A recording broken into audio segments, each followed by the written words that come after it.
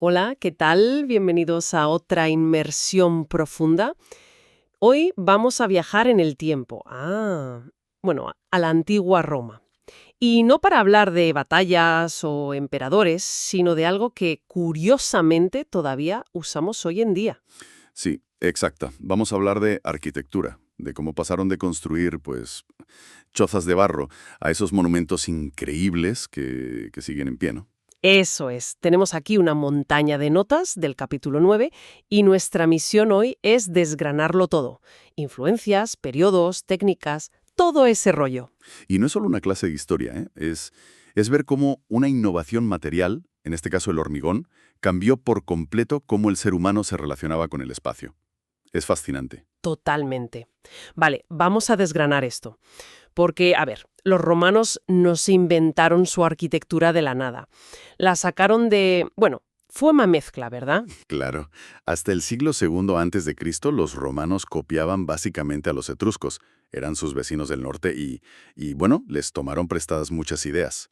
¿Cómo qué tipo de ideas? Pues, por ejemplo, los templos etruscos. Se construían sobre unos podios de piedra altísimos y tenían una peculiaridad. El énfasis estaba todo en la parte frontal.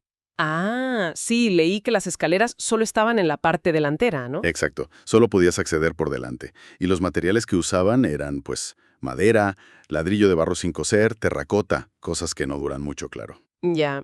Y luego, cuando Roma empezó a expandirse y conquistar todo, chocaron de frente con los griegos. Así es. Y ahí la cosa cambia. De repente absorben todo el estilo griego y helenístico. Adoptan los órdenes clásicos.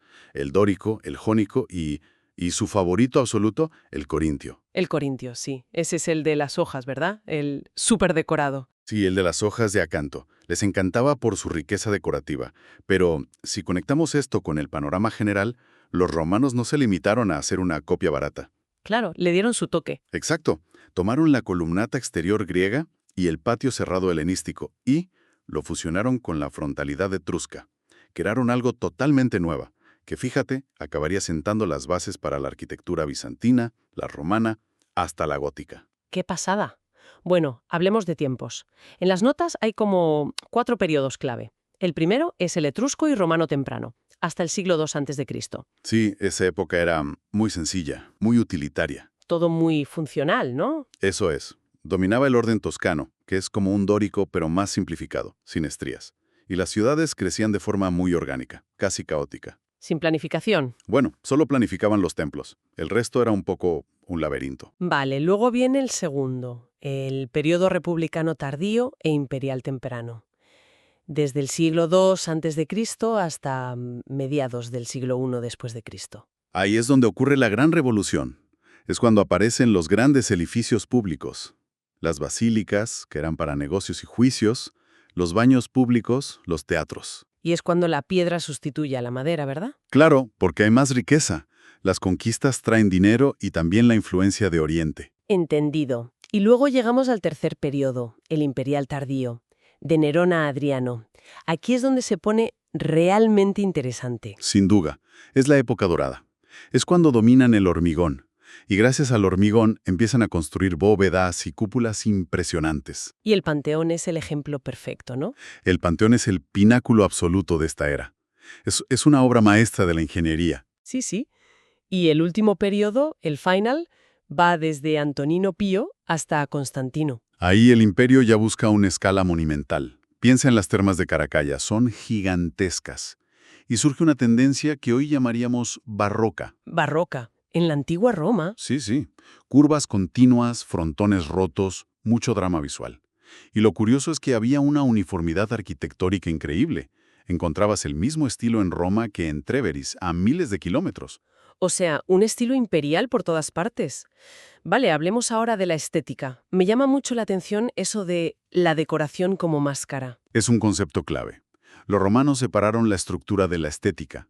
Para los griegos, las columnas eran la estructura, soportaban el edificio. Claro, sin columna se cae. Exacto. Pero los romanos inventaron lo que llamamos arco y orden. Construían arcos estructurales súper robustos con hormigón o ladrillo y luego literalmente pegaban medias columnas y entablamientos decorativos en la fachada. Como un decorado de teatro. Tal cual. Lo fascinante aquí es que los griegos diseñaban para que el edificio se viera desde fuera. Los romanos, en cambio, diseñaron una arquitectura del interior. Querían espacios grandes, ¿no? Enormes, espacios cerrados inmensos, majestuosos, y sobre todo sin columnas que interrumpieran la vista en medio de la sala. Y ahí entra en juego el capitel compuesto que mencionábamos antes, ¿no? Sí, esa mezcla de jónico y corintio.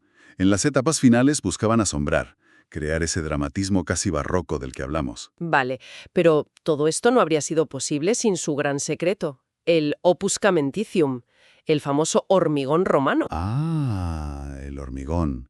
Fue su gran arma secreta. No era un cemento cualquiera. ¿Qué tenía de especial? Era un material plástico, moldeable.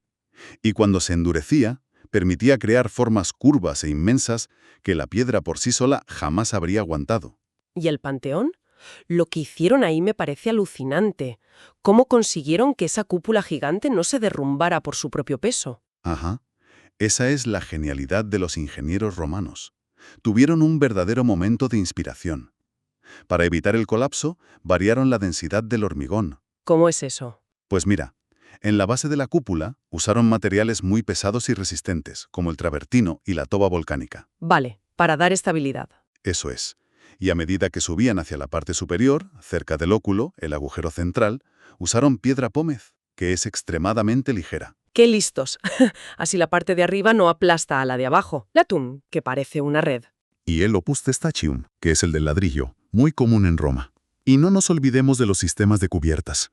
Bóvedas de cañón, bóvedas de arista. Todo eso les permitía construir esas infraestructuras gigantes, como el Pont du Gard, en Francia. Un acueducto impresionante. 3 niveles de arcos, casi 50 metros de altura. Y sin usar argamasa, solo piedras encajadas a la perfección.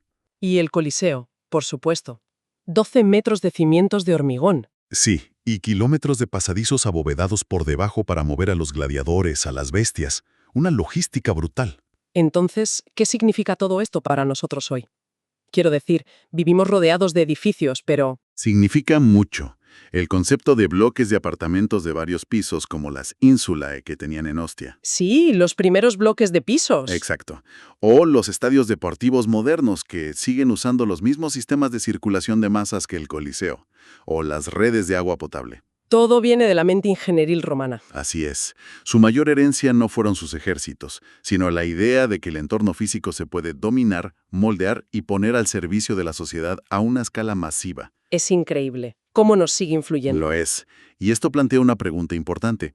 Si el hormigón romano, sus acueductos y sus bóvedas han logrado sobrevivir milenios después del colapso de su imperio, ¿Sí? de todas las estructuras monumentales que estamos construyendo nosotros hoy en día, ¿cuáles crees que serán las que sigan en pie y hablen de nuestra civilización dentro de 2000 años? Esa es una muy buena pregunta. Ahí lo dejamos para que le deis una vuelta. Hasta la próxima.